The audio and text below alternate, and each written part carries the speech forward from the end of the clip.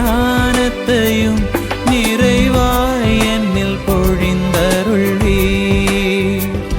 இறை வல்லமையும் இறை ஞானத்தையும் நிறைவாய் என்னில் பொழிந்தருள்வீர். பிதாவே பிதாவே, வாக்களிக்கப்பட்ட தூய ஆவியை எங்கள் ஆண்டவராகிய இயேசு கிறிஸ்து வழியாக அனுப்பிரளும். தூய ஆவியே எழுந்தருளி வாரும். உம்முடைய நம்பிக்கையாளர்களுடைய இதயங்களை நிரப்பும். அவைகளில் அன்பின் அக்னியை மூட்டிரளும். உம்முடைய ஞான கதிர்களை வரவிடும். அதனால் உலகத்தின் முகத்தை புதுப்பிப்பீர்.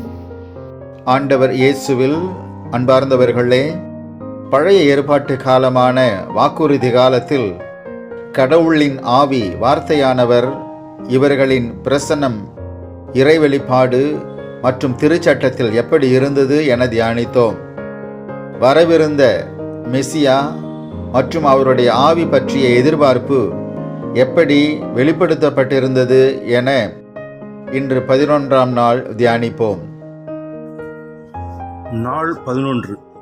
கடவுளின் ஆவியும் வார்த்தையானவரும் வாக்குறுதி காலத்தில். 3. மெசியா அவருடைய ஆவி பற்றிய எதிர்பார்ப்பு. இதோ புது செயல் ஒன்றை நான் செய்கிறேன் எனும் எசாயாவின் இந்த இறைவார்த்தையில் 2 இறைவாக்குகளை காணலாம். 1. மெசியா பற்றிய எதிர்பார்ப்பு. 2. புதிய ஆவி குறித்த எதிர்பார்ப்பு.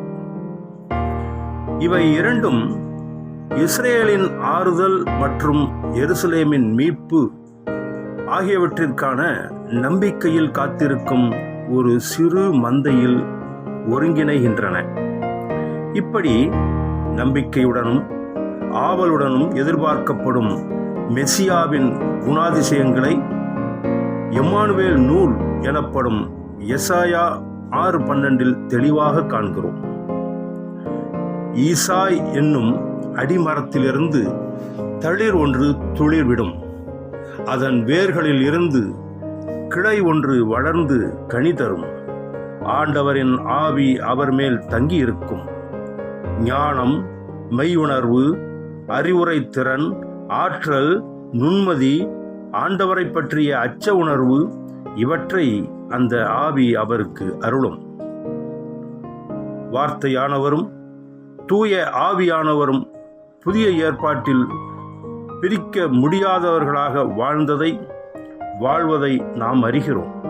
ஆனால் தயாரிப்பு காலமான பழைய ஏற்பாட்டில் இது பற்றி முன்னறிவிக்கப்பட்டுள்ளது என்பது வியக்கத்தக்க வெளிப்பாடாக உள்ளது.